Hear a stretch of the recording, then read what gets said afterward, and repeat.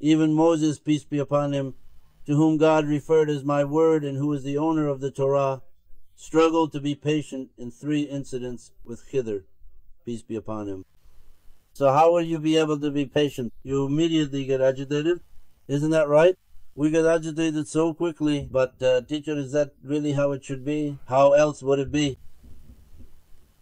He also gets agitated just like that. He wants from the very beginning. He says, you won't be able to keep up with being friends with me.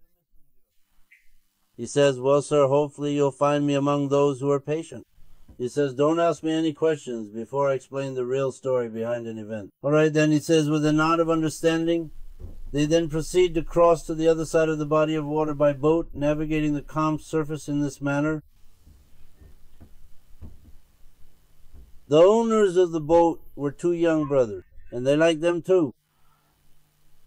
They don't even take fare for the ride. Just as they're about to get off, Khidr, peace be upon him, makes a hole in the boat. Moses, peace be upon him, loses his temper. He says, look at that. They didn't even take any money from us. They did us such a favor, and you go and damage their boat, he says. Didn't I tell you? I told you not to ask me questions, he says. Do you know why I made a hole in that boat? The ruler of the country we docked at, he says, seizes all seaworthy boats to use in war. Those young men did us a favor.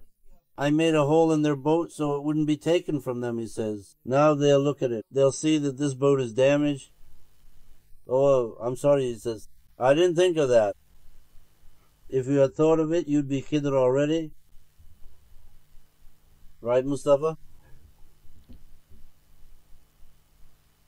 Hopefully, he says, I won't ask you any more questions. I won't ask you any more questions. They cross to the other side. Little children are playing there. Khidr, peace be upon him, grabs one and slits the child's throat. He says, the child didn't do anything wrong.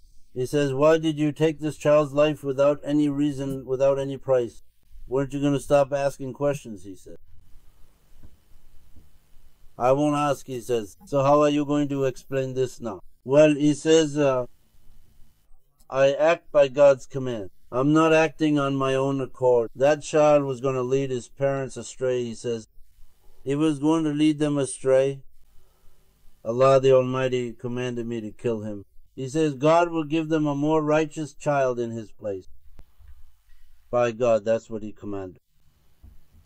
He says, I'm sorry. He says, if I make this mistake again, let our companionship end. He says, I hope you find me among the patient ones. He says, forgive me. I couldn't think of it. All right, then. Of course, as they pass through the village, both of them get hungry and ask the villagers for food and so on. But the villagers drive them away. They don't care at all. Just as they're about to leave, as they're about to exit the village, Khidr, peace be upon him, notices that a wall is about to collapse, and he repairs the wall. He says, fix it like this, and so on. Moses, peace be upon him, loses his temper and says, look at this. They didn't even give us a piece of bread or water. He says, you repaired their ruined wall. Khidr, peace be upon him, says, our companionship ends here.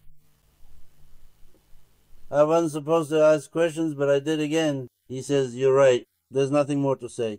At least explain the reason behind this one, he says. He says, that wall. There was a pot of treasure buried in its foundation, gold. He says it belonged to those 2 orphans. If the wall had collapsed now, the pot would have been revealed.